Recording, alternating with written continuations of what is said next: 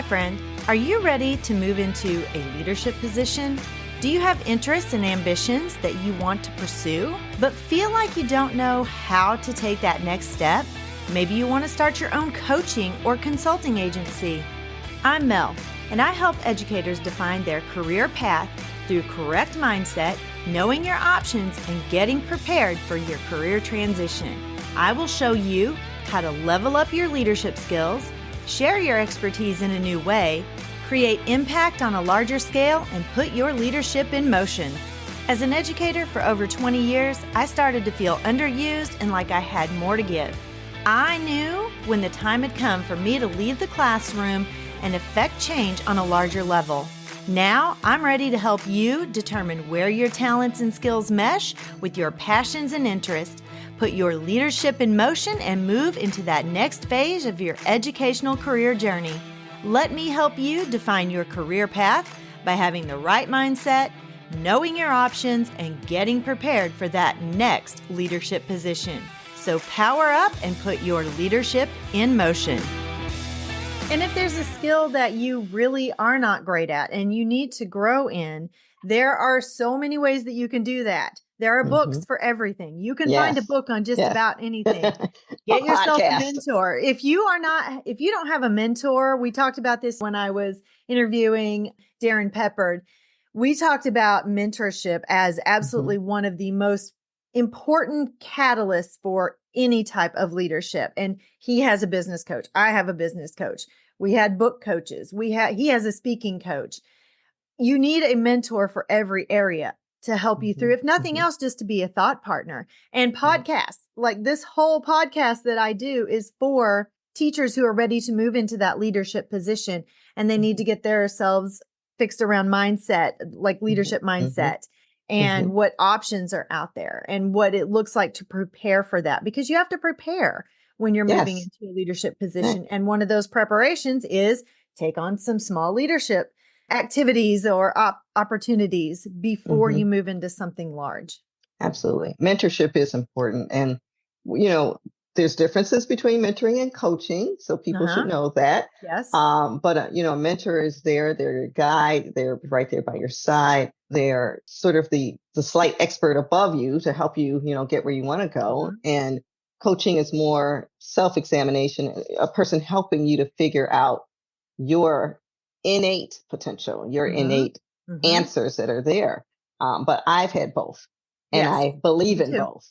And I currently have both right now. And so you're absolutely correct that those critical people in your life, the mentors and the coaches, can help you. I mean, I never would have said yes to the position I'm in now, which is a chief executive position, if it hadn't been for a coach who asked me, why did I keep saying no? I was asked to do this job several times. I said no out of fear. I was so afraid that I was going to fail. Okay, try it anyway. Right.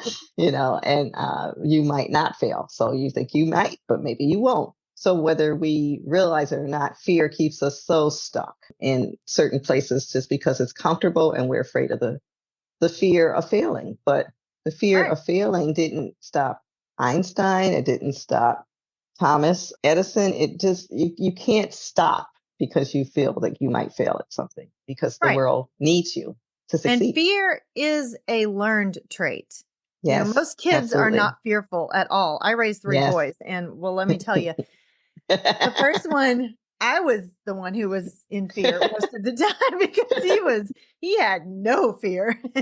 So, I know what you mean. Yeah. Yeah, but it is children are not born with that. We instill that in them. You're right. Exactly. And it comes from things that didn't work out, but those things that worked out or didn't work out were just a learning experience that you can take forward.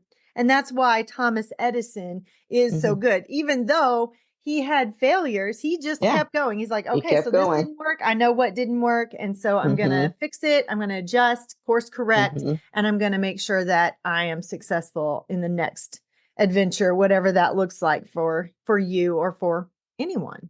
Right. Absolutely. Absolutely. I look at fear as such a teacher. When we look at it and we ask ourselves those very important questions, like, is it real?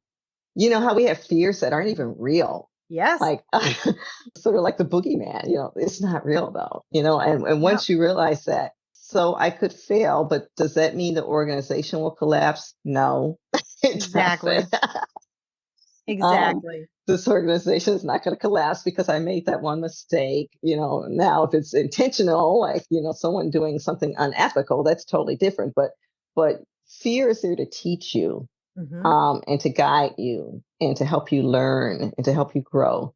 And it's also there for us to come closer to faith, to our faith, to allow us to know that faith is the answer to fear. You turn within and you pray to God and you ask for that faith, and you move from that level of fear to that level of faith, and you're amazed at what can happen with you and God as your partner. So it's Exactly. it's just Yes. exciting. Yes.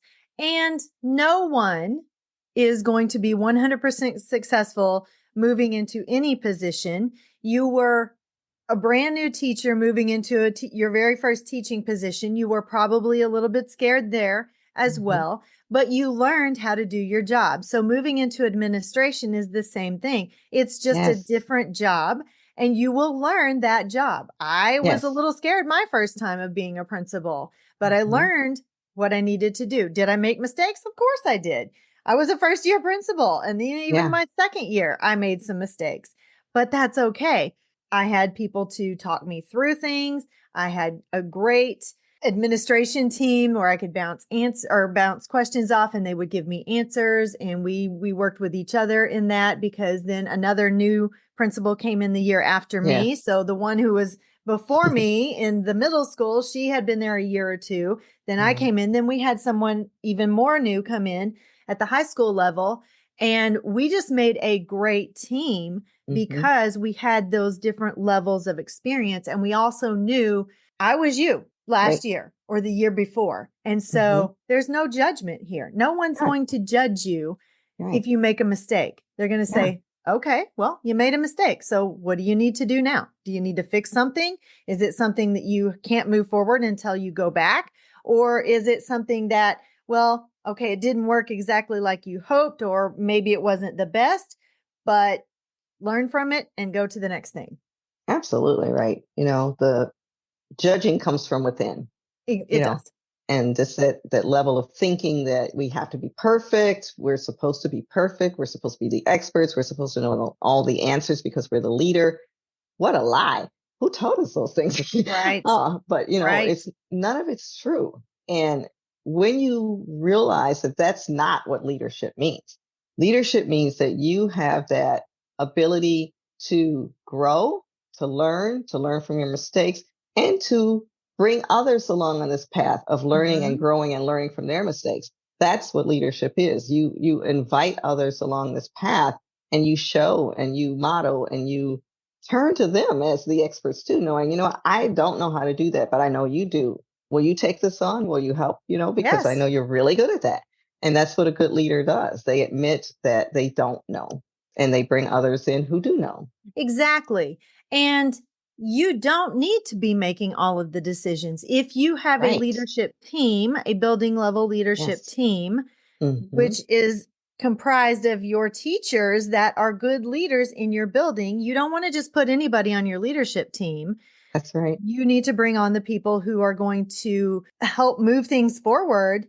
And then you work with them and you guys come up with answers together. And it's Mhm. not just about you. It's not Right. at all just about you. It's about Right. everybody's collective experience and your perspectives and what you see that looking like. And then you come to a general consensus on what the best course of action is. Right. And then give them credit. Don't take the credit. That's the other Exactly. thing. Exactly. Give those folks credit. Oftentimes I'm in doing a presentation, and someone will comment about the presentation or the slideshow, how beautiful it looks. It's like, oh, my assistant did this. Her name is so and so, and if she's in the room, stand up. You have to really applaud your team. It Mhm. is that level that builds. Again, it gets that vision going for them. Like, huh, maybe I can do more website work or website design or graphic design because Mhm. everybody really loved this presentation I did. And I think we're so afraid as leaders to lose our best people that we sometimes want to diminish their light, that's the opposite of what you should be doing. You should Exactly. be wanting those people to make a big impact, make a huge difference in the world, because again, that's why they're on this earth, to make a huge impact in the world. Exactly. And you You'll need to be lose them. God will send you leveraging your the right human people resources. along your way. God will send you the right people for the next level. So, Yes. One time I was fortunate enough to be in the same room with Todd Whitaker. And oh, he, wow. yeah, it was when it was my first couple of years as a principal. And it was either Leadership Academy or MLDS, one of those two. I can't remember because I was doing both at the same time. And so I just say that I would go on the day I was supposed to, and then whatever group of people showed up, I knew what I was there for. So it was that kind of thing. But it was a great year, and him being there, he said something that was so profound. You know, he's authored over 60 books. He has so much knowledge, a wealth of knowledge that he just shares, and he doesn't care if people take it. And he said, if people take my idea and write their own book, good for them. He said, I've got a whole other toolbox of ideas that I can write books on. And he's written a ton of books, so we know he does. But he doesn't get upset about sharing credit or giving credit to someone else or someone taking his idea and running with it, because that's what it's about. It's I about agree. growing together, making an impact together. You're going to make a much bigger impact as a group than you will ever on your own. That is so true. That is so true. And then just think, if we all had that belief, take my stuff, use my stuff, we'd be a better society. Our country would be better. Our Mm-hmm. world would be better, and our schools would be better too. Mm-hmm. And we definitely Exactly. need better schools. So I work with a private school, but we work very closely. We try to work very closely with a charter school that's right around the corner from us. We haven't had a lot of success getting some of our public schools to work with us, but we've really done well with working with charter schools, because don't we all serve the same children? We're in the same neighborhood. We all Yes. serve the same children. It is critical that we work together so that these children will grow up and be ready to become the next generation of world leaders. And they will be world leaders, because the world's getting smaller because of the internet and social Right. media and everything. So we've just got to find a better way. We can't be so territorial, and we certainly can't be so selfish that we don't want to share our ideas or have others, implement them. Yes, yes. And I have grown so much as a leader myself, or someone who's in front of people a lot, because I used to be that person that would be like, I don't want your help. I want to do it on my own. And then I want all the credit. And I had that type of personality. And my mom kind of instilled that in me because she was an only child. And so all of the credit went to her. But then again, all of the negative stuff went to her too. So if something happened, we knew who did it. But Yeah. I have since realized that, that was me growing as a leader myself, realizing you can't be that way. You can't do things on your own because you don't have all of the answers. You need to have someone else help you through this, and you need other perspectives, and you can't carry the load because it's a heavy load when you're in an administrative position. So you don't want to carry the entire load because you're going to get burned out. You're not going to make your best decisions, and you're not going to be a person anybody wants to be around because you are so stressed and overwhelmed with things. So definitely get some people in your life who can work with you, who can help Right. you through, who can carry that load. That's in your Yes. building. That's for everything in your life, in every area of your life. Absolutely. And that's whether you're a mother, whether you're a wife, whether you're, Yes. caregiver of your parents, you can't do it alone. We Right. weren't made to do it alone. We were not made to do this alone. The Mm-hmm. work of life was meant to be done collectively in Yes. a unified fashion. And so you got to find your team, you got to find your crew. And whether it's at work or at home, that crew is your support. And you'd be amazed at how much better you feel at Mm-hmm. the end of the day.